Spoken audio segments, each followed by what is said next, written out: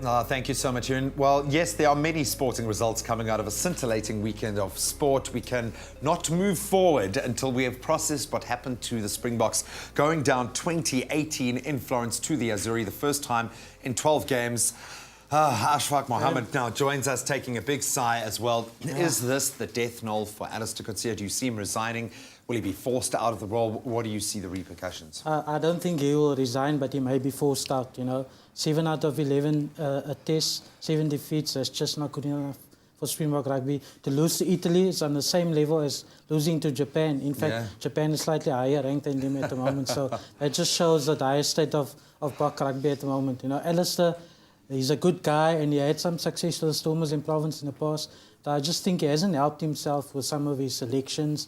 Game plan issues, there's been also overseas-based players that he's insisted on bringing back. Was that the right thing? Perhaps not. And no one stood up, let's be honest. There were a couple of holes that looked like a team that hadn't been playing together, and all defensive holes everywhere. And normally where we have those stars stepping up, especially the more experienced players, there didn't seem to be a framework for them to step up into.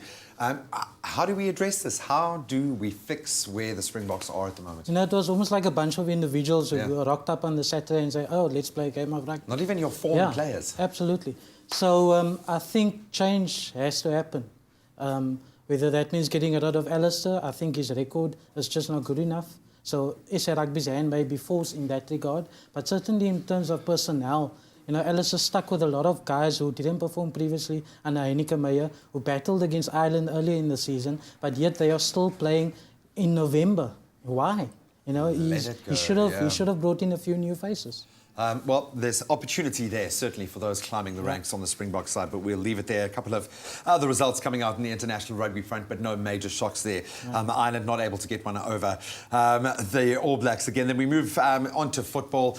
So much promised about another local derby and so much delivered by our African champion, Sundowns. I told you, Sundowns, they've got the players and they performed. They went down 1-0 initially. Rama Mpaglele scoring from a cross-camp shot. But Sundowns came back, they showed their class, they Bogelangeman, and then Busiso Vilakazi were the winner. Just shows the quality they have. Yep, and get their season up and running now after being out of the fold so much with that CAF Champions League, but I don't think they would trade that for anything in the world, that star.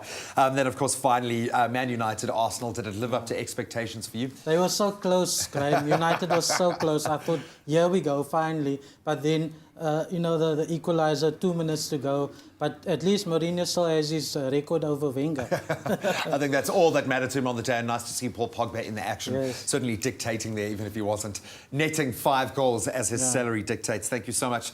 Commiserations, my friend. We'll watch that Springbok story very closely. Maybe you can weigh in with your opinions. What do we need to do as a national sporting side to get ourselves back on track? Oh, man, big question marks there. Well, still some question marks as to what's coming up on the show. Ladies, guys?